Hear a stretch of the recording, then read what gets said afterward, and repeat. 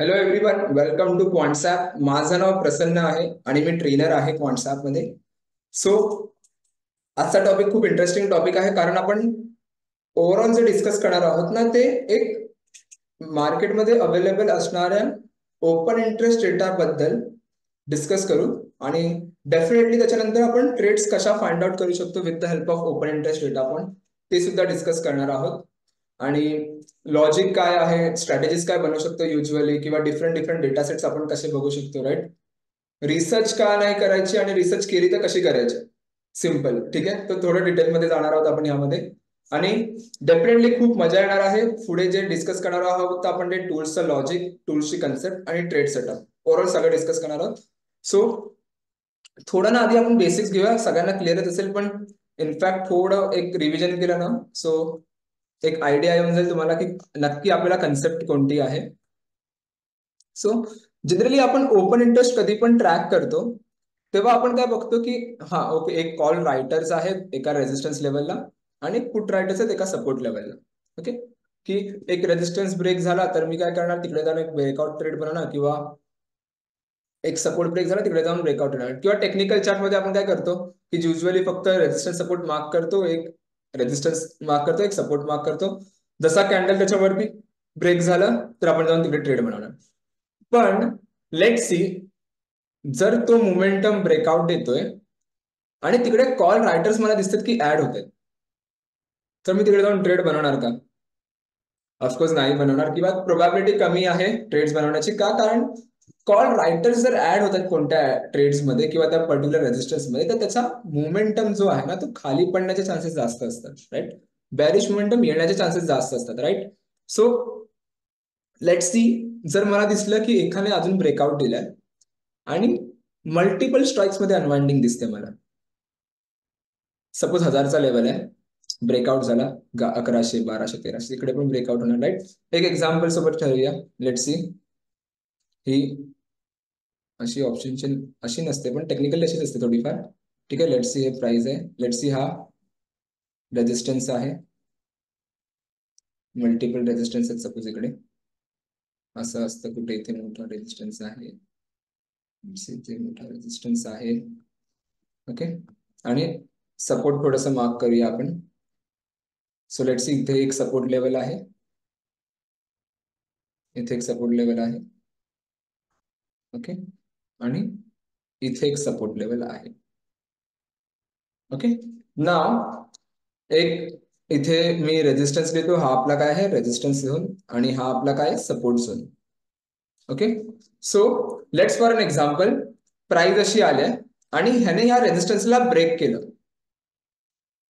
आता इकडे सपोज हा रेजिस्टन्स लेवल आहे, सपोज इथे 1000 रुपीजचा रेजिस्टन्स लेवल आहे, किंवा 100 रुपयाचा एक रेजिस्टन्स लेवल आहे. ठीक आहे, ठीक आहे, 100 रुपयाचा आहे, वरती 110, 120 आहे सपोज. तो जर 100 वर रेजिस्टन्स आहे तर त्याला काय होणार, लॉस व्हायला सुरुवात होणार. तर तो काय करणार, एक तर आपल्या पोझिशन शिफ्ट करणार किंवा स्क्वेअर ऑफ करून टाकणार ते ट्रेड्स एकदम, राईट. सो तो काय करणार, आपल्या पोझिशन इथून काढून टाकणार. सो हा जो ओपन इंटरेस्ट आहे ना, तो कमी होणार. त्यामुळे काय झालं, प्रेशर बिल्ड कमी झाला इकडे, राईट. परत मैंने वरती मुवमेंट द्यायला सुरू केली, मग इकडे जे कॉल रायटर्स आहेत ना, जे 120 ला असतील किंवा 110 ला असतील, ते आपल्या पोझिशन अनवाइंड करणार, राईट. का? कारण आता त्या स्टॉक मध्ये ट्रेंड यायला सुरुवात झाली, एक बुलिश ट्रेंड येतोय, राईट. सो जेव्हा जेव्हा ना, जेव्हा जेव्हा आपण पोझिशनल ट्रेडिंग बद्दल डिस्कस करतो ना, तेव्हा तेव्हा काय होतं ना, की आपल्याला एक सिंगल स्ट्राईकचा ओपन इंटरेस्ट काय सांगतोय ना, ह्याच्यावरून आपण पुढे येणारे 3-4 दिवसाचा मोमेंटम नाही अँटिसिपेट करू शकत. का? कारण त्या सिंगल स्ट्राईक मध्ये जर मला दिसतोय अनवाइंडिंग आहे, पण काय माहिती त्याच्या वरच्या स्ट्राईक्स मध्ये जर ऍडिशन होत असेल तर मार्केट तिकडून वरती जाऊन परत एक रिटेस्ट येऊ शकतो, खालच्या साईडला येऊ शकतो, राईट. सो आपल्याला काय करायचंय, आपल्याला असं फाइंड आउट करायचं की कोणत्या स्ट्राईक मध्ये या फिर कोणत्या स्टॉक्स मध्ये मल्टिपल स्ट्राईक्स वर अनवाइंडिंग येते. जेव्हा जेव्हा मल्टिपल स्ट्राईक्सवर अनवाइंडिंग येईल ना, तेव्हा तेव्हा त्याचे चान्सेस वाढतात की येणाऱ्या काही दिवसात, 3 ते 4 दिवसात, एक बुलिश अपॉर्च्युनिटी, किंवा सेम लॉजिक जर मी पुट साइडला वापरलं तर बेरिश अपॉर्च्युनिटी मिळू शकते आपल्याला, राईट. सो लेट सी, परत जर स्टॉक असा काही मूव्ह करतो आणि हा लेवल ह्याने ब्रेक केला, सपोर्ट लेवल, तर काय होणार, इथे जे सपोर्ट मध्ये पुट रायटर्स आहेत ते आपले पोझिशन्स अनवाइंड करायला सुरुवात करतील. सो जसे जसे ते अनवाइंड करतील तसं एक मोमेंटम खाली येईल, तो मल्टिपल स्ट्राईक्सला अनवाइंडिंग दिसेल, मग ह्या स्ट्राईकला पण अनवाइंडिंग दिसेल तुम्हाला, ह्या स्ट्राईकला पण अनवाइंडिंग दिसेल, राईट. सो त्यामुळे काय होणार ना, सपोर्ट वीक होते. सपोर्ट का वीक होते? कारण एक डाऊन ट्रेंड आहे मार्केटमध्ये. ओके, सो थोडे इथे आपण लिहून घेऊ, वाटल्यास तुम्ही आता स्नॅपशॉट पण काढू शकता, की जेव्हा जेव्हा कॉल रायटर्स ट्रॅप होतात तेव्हा आपण बुलिश मुवमेंट अँटिसिपेट करतो. ओके, आणि जेव्हा जेव्हा पुट रायटर्स ट्रॅप होतात तेव्हा आपण काय करतो, तेव्हा आपण अँटिसिपेट करतो एक बॅरिश मोमेंटम. ओके, बॅरिश. ओके, आणि काय आपण चेक करतो, एक सिंगल स्ट्राईक नाही चेक करत, आपण चेक करतो की मल्टिपल स्ट्राईक्स मध्ये अनवाइंडिंग होतंय का. जर मल्टिपल स्ट्राईक्स मध्ये अनवाइंडिंग होतं ना, तर त्याची प्रोबॅबिलिटी जी असते ना मोमेंटम देण्याची, ती कुठेतरी वाढते, कुठेतरी तो एक बुलिशनेस आपल्याला येतो जर तो कॉल रायटर स्ट्रॅप असेल तर. आणि सेम लॉजिक जर पुट रायटर स्ट्रॅप असेल आणि मल्टिपल स्ट्राईक्स मध्ये जर तुम्हाला पुट अनवाइंडिंग दिसली तर एक बॅरिशनेस येऊ शकतो. ओके, वाटल्यास जर स्नॅपशॉट घेऊन ठेवला तरी चालेल, किंवा लॉजिक प्रत्येकाला क्लिअर असतं, पण मल्टिपल स्ट्राईकचं लॉजिक खूप कमी जणांना माहिती आहे. एखाद दोन स्ट्राईकचं बघतो आपण आणि युजली ट्रेड करतो, राईट. सो त्यामुळे काय होतं ना, त्यामुळे बघायला गेलो तर एक स्ट्रॉंग व्ह्यू किंवा एक स्ट्रॉंग कन्फर्मेशन आपल्याला कुठेतरी मिळत नाही. सो लेट्स सी, आता जनरली आपण रिसर्च करताना काय करतो, ओके सर मी इकडे जाऊन लेट्स सी माझी स्क्रीन शेअर करतो. ओके, लेट्स सी, जर मी क्वांटसॅपची होम स्क्रीन ओपन केली तर असा काही इंटरफेस आहे. ओके, आणि जर मी लेट सपोज ट्रॅक वर येतोय आणि ओपन इंटरेस्ट ओपन करतो. ओके, सो जे आता आपण लॉजिक बघितलं तेच इथे आहे. ओके, लेट्स सी, मी कोणता क्रॉम्प्टन एखादा स्टॉक घेतो. Okay, now you can see Crompton. Crompton मध्ये बघा सर्वात मोठा जो रेजिस्टन्स आहे ना, तो करंटली आहे 340चा. आता जर मी रेकॉर्ड व्हिडिओ करतो ते ऑलमोस्ट 9/5/24/9 आसपास करतोय, राईट. सो करंटली जो स्टॉकचा रेजिस्टन्स आहे ना, तो 340चा आहे, राईट. त्याच्यावरती कोणता आहे 350चा, त्याच्या खाली कोणता आहे 330चा, राईट. आता बघा इथे काय दिसतंय, इकडे तुम्हाला दिसतंय ही ब्लँक स्पेस. ब्लँक स्पेस जी आहे ना, ती आहे कॉल अनवाइंडिंग, की किती कॉल सेलर्सने आपले पोझिशन अनवाइंड केलेत. ओके, रेड लाईन जे आहेत ते पुट रायटरची लाईन आहेत आणि तेच वॅकंट जी स्पेस आहे ना, ती पुट अनवाइंडिंग आहे. लॉजिक बघा सिंपल आहे, इथे अनवाइंडिंग झाली त्यामुळे हा कुठेतरी फ्युचर प्राइस इथे पळालाय. आता बघा ह्याने हा प्राइस ब्रेक नाही केलाय 340चा, तरी पण एक अनवाइंडिंग दिसते. सो कुठेतरी प्रोबॅबिलिटी मला दिसते की एक मोमेंटम येऊ शकतो 340च्या वरती. तो कितपर्यंत सस्टेन होऊ शकतो, तो मोमेंटम कितपर्यंत जाऊ शकतो, दुसरा जोपर्यंत रेजिस्टन्स आहे तोपर्यंत. सो कोणता रेजिस्टन्स आहे, 350चा एक रेजिस्टन्स आहे, जिकडे बघा तुम्हाला एक डार्क ग्रीन कलर दिसतोय. सो डार्क ग्रीन जो कलर आहे ना, तो सांगतो तुम्हाला कॉल ऍडिशन, की कुठे कॉल रायटर्स जे आहेत ते आपल्या पोझिशन्स ऍड करतात. ओके, सो रेजिस्टन्स जर मला समजतोय आणि सपोर्ट जर मला समजतोय आणि मला दिसतंय की 340चा एक अपॉर्च्युनिटी येऊ शकते वरती, पण असे किती स्टॉक्स मध्ये येऊ शकते. आता तर मी एक रॅन्डमली स्टॉक घेतला ना, आता जर मी एक एक स्टॉक करायचं म्हटलं, लेट्स मी इकडे जातो, मी दुसरा एखादा स्टॉक बघतो, तर इथे बघा काय दिसते, पुट रायटर्स ब्रेक झाले, तिकडे अनवाइंडिंग दिसते आणि इथे एक नवीन सपोर्ट स्ट्रॉंग होते, राईट. सो मला वाटतं तर बेरिश अपॉर्च्युनिटी येऊ शकते, पण मी डेली जाऊन तर नाही करू शकत ना. मी डेली जर ऑलमोस्ट 182 एफएनओ स्टॉक्स आहेत आपल्या एफएनओ लिस्टमध्ये, राईट. सो प्रत्येक स्टॉक्स मध्ये जाणार, प्रत्येक स्टॉक्स मध्ये आपण बघणार कॉल अनवाइंडिंग कुठे झालंय, पुट अनवाइंडिंग कुठे झालंय, तिकडे जाऊन परत चेक करणार की तिकडे मोमेंटम आहे की नाही, राईट. सो थोडं डिफिकल्ट असतं ते टूल समजणं, ते कन्सेप्ट समजणं, नॉट अ टूल, ते कन्सेप्ट समजणं की नक्की इथेच मोमेंटम येऊ शकते का, की स्ट्रॉंग कम्युनिकेशन आहे का या मार्केटमध्ये त्यावेळेस, राईट, पुट रायटर्स आणि कॉल रायटर्सचं. सो मी प्रत्येक वेळी जाऊन नाही बघू शकत, राईट, की 200 एफएनओ स्टॉक्स आहेत आणि एक एक जाऊन मी बघतो, राईट. सो आपल्याला काय लागणार ना, आपल्याला एक असा सिस्टम लागेल जो चेक करणार त्या पर्टिक्युलर दिवशी की कुठे मल्टिपल स्ट्राईक्सवर अनवाइंडिंग झालंय का, आणि तो हे पण चेक करणार की करंट मार्केट प्राइसच्या नजदीक किंवा जवळच्या जवळच्या स्ट्राईक्स मध्ये अनवाइंडिंग होते का. ओके, जर त्या जवळच्या स्ट्राईक्स मध्ये अनवाइंडिंग होते ना, तर ती short term directional trade find out करायला मला हेल्प करेल.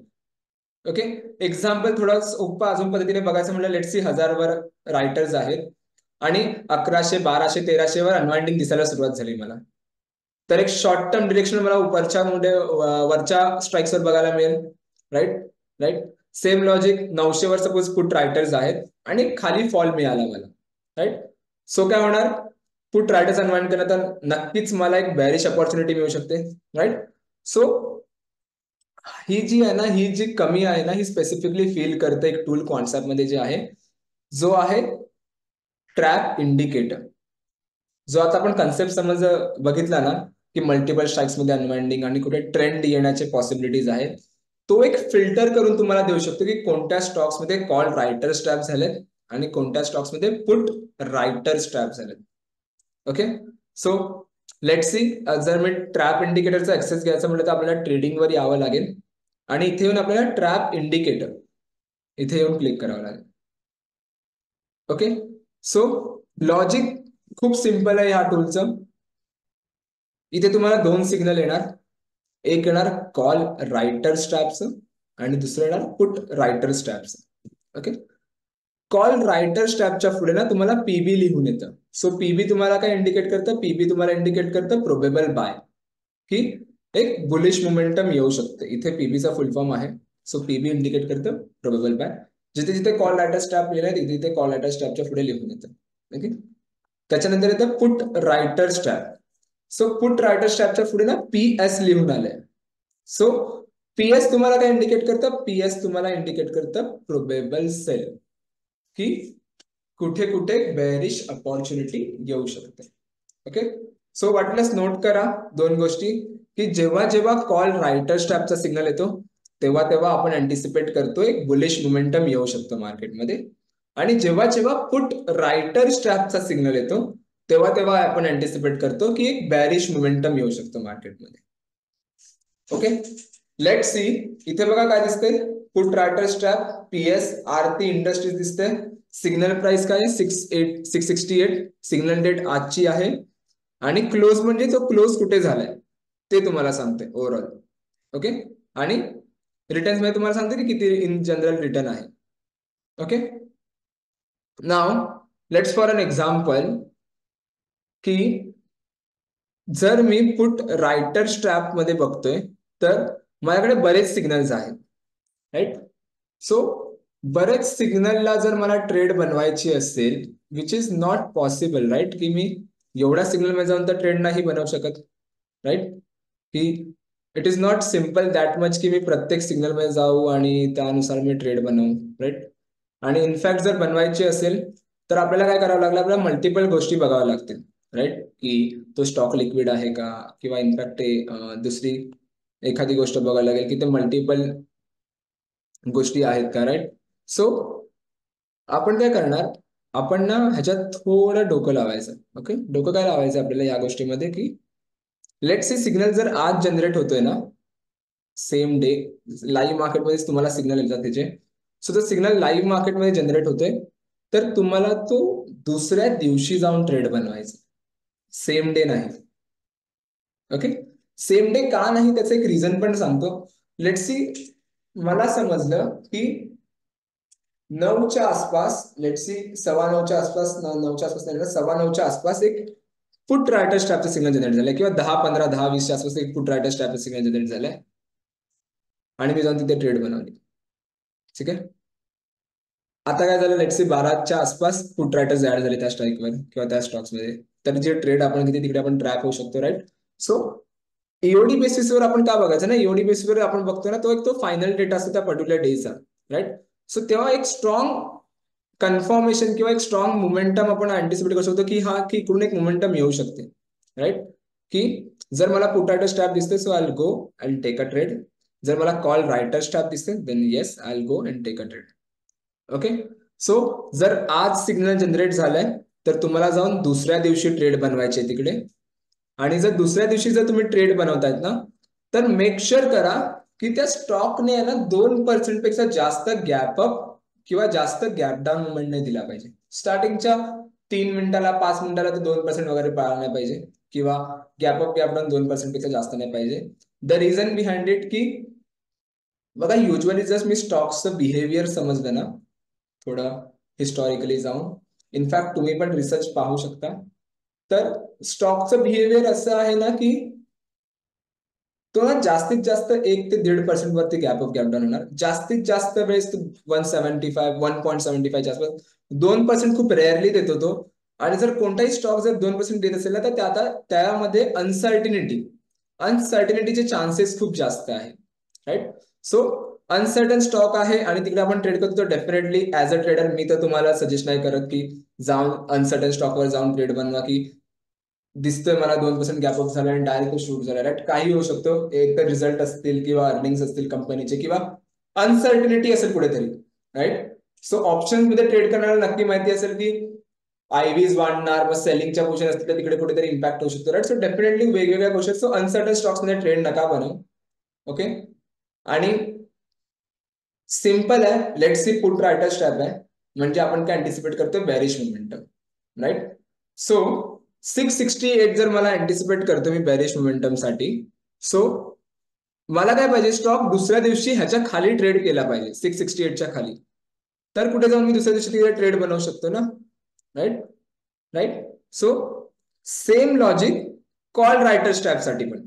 जर कॉल रायटर स्ट्रॅप दिसते तुम्हाला तर तिकडे जाऊन चेक करा की तिकडे मोमेंटम आहे की नाही, आणि जर मोमेंटम असेल तर चेक करा स्टॉकने जी सिग्नल प्राइस दिली ना त्या सिग्नल प्राइसच्या वरती जाऊन ट्रेड केलं पाहिजे. ओके. सो सिग्नल प्राइसेस जर वरती जाऊन ट्रेड करत तर डेफिनेटली तिकडे एक चांगली मोमेंटम आपल्याला येऊ शकते. लेट्स फॉर एक्झाम्पल जर मी एखाद्या स्टॉकचं किंवा एखाद्या इंडेक्सचं जरी एक्झाम्पल घ्यायचं म्हटलं ना तर आपण घेऊ शकतो. सो जर व्हेरी रिसेंट एक्झाम्पल जर मी घेतलं तर लेट्स सी मी बर्जर पेंटचं घेतो. बर्जर पेंट मध्ये बघा काय दिसतंय की पुट रायटर स्ट्रॅपचा सिग्नल आहे 8/5/24 ला जनरेट झालाय आणि सिग्नल प्राइस काय आहे 494. दॅट मीन्स व्हॉट की आपल्याला काय पाहिजे की प्राइस त्या पर्टिक्युलर लेवलच्या खाली ट्रेड होणार येणाऱ्या काही दिवसात. Right. So let's for example जर मी राईट हँड साईडला गेलो आणि इथे बजेट पेंट ओपन केलं. ओके. सो ह्याला मी थोडा डेली चार्टवर टेक्निक येतो पण एकच दिवस झाला मोमेंटम आहे. सो 15 मिनिटच्या चार्टवर जर मी ओपन केलं ह्याला इथे. ओके. आणि जर मी प्रिव्हियस डेटा पॉइंट ह्याचा बघितला 8 तारखेची क्लोजिंग काय आहे ह्याची समवेअर अराउंड ह्या लेवलच्या आसपास. ओके. अराउंड 494 आणि सिग्नल प्राइस पण काय आहे ऑलमोस्ट 494च आहे इकडे. राईट. पुट रायटर स्ट्रॅप आहे, मी काय अँटिसिपेट करतोय बॅरिश मोमेंटम. यू कॅन सी 8 तारखेला, आज तारीख जी मी रेकॉर्ड करते ती 9 तारीख आहे. 8 तारखेनंतर बघा स्टार्टिंगला 9:15 ला मार्केट ओपन झालं इथे 9:30च्या आसपास. 9:30 ओपन त्याचा किती आहे 494च ओपन आहे त्याचा. राईट. त्याच्यानंतर तो खाली ट्रेड काय असेल. सो मला एक पॉझिटिव्ह कन्फर्मेशन मिळालं की एक बॅरिश अपॉर्च्युनिटी येते बर्जर पेंट मध्ये आणि मला दिसतंय पुट रायटर स्ट्रॅप पण आहे. त्यानंतर बघा ऑलमोस्ट मार्केट एंड होईपर्यंत मार्केटमध्ये एक चांगला मोमेंटम आहे. इनफॅक्ट जर मी आजच्या दिवसाची रेंज जरी बघितली ना फ्रॉम स्टार्टिंग जर मी ह्याच्यात ट्रेड बनवतोय ना तर ऑलमोस्ट 4-4.5% ऑलमोस्ट एक मार्केटमध्ये वन डे रिटर्न मला स्टॉक्स मध्ये मिळाले एका दिवसामध्ये. एका दिवसात जर 4.5% मिळतात सो डेफिनेटली खूप एक चांगला रिझल्ट मी बोलू शकतो ह्याला. राईट. एक चांगला कन्सेप्ट बोलू शकतो की सिम्पल आहे बघा ना. बर्जर पेंट 494 8 तास 469 आणि अजून त्यांनी एक्झिट पण नाही दिलं. It's steel in a open 4.95% आहे आणि स्टील तो ओपन सिग्नल आहे आतापर्यंत तरी. राईट. एक्झिट पण तुम्हाला येतो, तो एक्झिट साठी जर तुम्हाला पाहिजे असेल तर इथे पीई एक्झिट लिहून येतं. ओके. सो पीई एक्झिट मध्ये तुम्हाला डिटेल मध्ये जाऊन समजेल की एक्झिट नॉर्मली घेऊ शकतो आपण त्यावेळेस. आणि सांगायचं उद्देश हेच होतं या व्हिडिओमध्ये की लेट्स सी अगेन मी सगळ्या गोष्टी रिवाइज करतो. एक थोडं समराइज केलं ना तर डेफिनेटली खूप चांगला एक लक्षात राहण्याची शक्यता जास्त असते. राईट. सो लेट्स सी जर मी कॉल रायटर स्ट्रॅप काय आपण अँटिसिपेट करतोय bullish. Okay. Put writer strap काय आपण अँटिसिपेट करतोय बॅरिश मोमेंटम. ओके. ट्रेड कधी घ्यायचे? Next day trade, next day. And avoid काय करायचे? More than 2% gap up and gap down. Okay. Okay. आणि ट्राय करा, ह्याच्यातनं थोडं डिटेल जायचं म्हणलं तर ट्राय करा की try to go with the strategies. जर तुम्ही स्ट्रॅटेजी सोबत गेलात ना तर डेफिनेटली एक चांगला आउटपुट येऊ शकतो. ओके. स्ट्रॅटेजीज पण डिपेंड ठेवा मार्केट कंडिशन्स वरती की मार्केटच्या कंडिशन्स काय आहेत.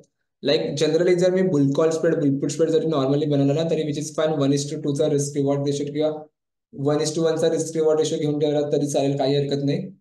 कारण ना naked call option put option मध्ये गेलं तर त्रास ह्याच गोष्टीचा आहे की जर डिरेक्शन नाही आला ना 1-2 दिवसात तर थिटा डिके करायला सुरुवात होणार, थिटा डिके व्हायला सुरुवात होणार आणि त्याच्यामुळे इम्पॅक्ट करणार तुमचे naked call put options, right. So try to go with the spreads. Naked पण जाऊ शकता, पण ट्राय करा की 2-3 दिवसात जर त्याने मोमेंटम नाही दिली, 3 दिवसात जर त्याने मोमेंटम नाही दिले तर तुम्ही काढून टाका ते ट्रेड, राईट. विनाकारण थिटा डिके मध्ये लॉस नाही झाला पाहिजे, राईट. सो स्ट्रॅटेजी सोबत गेला तर डेफिनेटली याचा आउटपुट जो आहे तो मोमेंटम चांगला देऊ शकतो, एक चांगला पॉझिटिव्ह आउटपुट आहे. आणि ऑलमोस्ट जर मी स्ट्राईक रेट जर बघायचं म्हटलं तर जनरली आता एवढं सगळं सांगितलं तर लोकांमध्ये त्याचं स्ट्राईक रेट काय, राईट. सो स्ट्राईक रेट जर सांगायचं म्हटलं तर ऑलमोस्ट 60-65% तुम्हाला याचा स्ट्राईक रेट पण मिळतो. इनफॅक्ट ट्रेंडिंग मार्केटमध्ये 70% पण स्ट्राईक रेट मिळतो, राईट. सो डेफिनेटली तो एक चांगला रिझल्ट आहे. जर मी ह्याच्यात काही हे तरी केलं ना डिटेल्स मध्ये तर बघा खाली गेलात ना तर काही पॉझिटिव्ह निगेटिव्ह आउटपुट पण आहे, पण ओव्हरऑल जो आउटपुट आहे ना तो पॉझिटिव्ह आउटपुट तुम्हाला खूप चांगला दिसायला मिळतो, राईट. सो काही काही सिग्नल असे पण मिळतील जिकडे 1% मध्ये तुम्हाला पी एक्झिट दाखवले निगेटिव्ह एक एक्झिट मध्ये, पण समोर तुम्हाला असे पण काही ट्रेड्स मिळतील ज्यात ऑलमोस्ट 3-3.5-4% रिटर्न पण आहे, राईट. सो नेट नेट जो आपण होतोय क्लोज पॉझिटिव्हच होते. सो ट्राय करा डेटा पण खूप चांगला डेटा पण आहे. आणि इनफॅक्ट लॉजिक पण जर तुम्हाला समजलं असेल ना तर समजेल की टूल्सल हे काय इम्पॉर्टन्स काय आहे की मल्टिपल स्ट्राईक्स अनवाइंडिंग दिसते आणि मला जर मिसडाऊन ट्रेंड मिळते तर डेफिनेटली मी हा टूल घेणार, डेफिनेटली आम्ही हा टूल बघणार आणि त्याच्यात एक short term direction trade identify करणार. Okay. So that is a thing. आजचा सेशन आपल्या ह्यासाठीच होता की शॉर्ट टर्म डिरेक्शनल ट्रेड कसे फाइंड आउट करायचे with the help of trap, call writers and put writers, right. Thank you so much everyone, thank you so much for a time. Video आवडले असेल तर नक्की लाईक करा आणि इनफॅक्ट काहीही डाऊट असेल तर खाली कमेंट सेक्शन मध्ये मेन्शन करा इनफॅक्ट, किंवा सपोर्ट टीमला रीच केला तरीही चालेल. डेफिनेटली तुम्ही सांगा की I have doubt on this particular thing. Support team आहे तिकडे तुम्हाला हेल्प करेल आणि किंवा कमेंट सेक्शन मध्ये नक्की. Okay. Thank you so much everyone, thank you so much for a time.